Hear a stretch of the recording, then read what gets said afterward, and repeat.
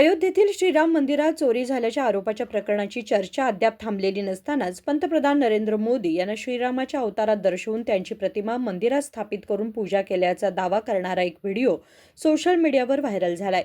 या व्हिडिओमुळे समर्थन आणि विरोध अशा दोन्ही बाजूंनी चर्चा रंगली आहे।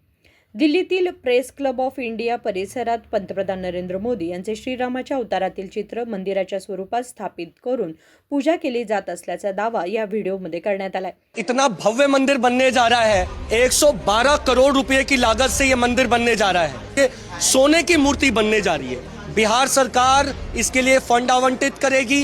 बिहार के अंदर 5 एकड़ भूमि आवंटित होगा और ये बिहार का सबसे विशाल मंदिर होगा, जिसमें हमारे भगवान श्री नरेंद्र मोदी जी साक्षात रूप में लोगों का कल्याण के लिए आशीर्वाद देने के लिए उपस्थित होंगे। सोने की मूर्ति, उनके कद के बराबर भगवान श्री मोदी जी की सोने की मूर्ति बनेगी और ये मंदिर विश्व गुरु बनाने के लिए भारत का रास्ता शुरू करने के लिए होगा, क्योंकि किन्नरों को सबसे बड़ा अधिकार भगवान श्री नरेंद्र मोदी जी। या व्हिडिओ विविध सोशल मीडिया प्लॅटफॉर्मवर मोठ्या प्रमाणात शेअर केला जातोय।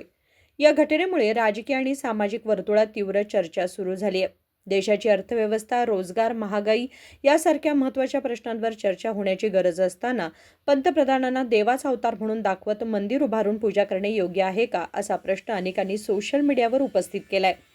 दरम्यान हा व्हिडिओ नेमका कोणत्या प्रसंगी चित्रित करण्यात आलाय, त्याचं आयोजन कोणी केलं आणि त्यामागील नेमकी पार्श्वभूमी काय आहे, याबाबत अद्याप कोणतीही अधिकृत माहिती उपलब्ध झालेली नाही।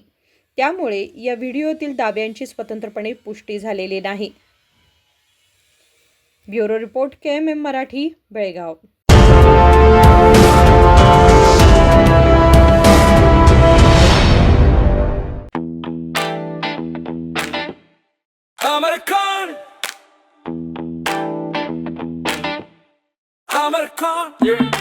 अमरकॉन कलेक्शन में आओ, नई वैरायटी यहाँ पाओ, सबके लिए कपड़े हैं खास। अमरकॉन में खुशियाँ हैं पास। अमरकॉन, अमरकॉन। अमरकॉन कलेक्शन, खड़े बाजार, बेलगाम।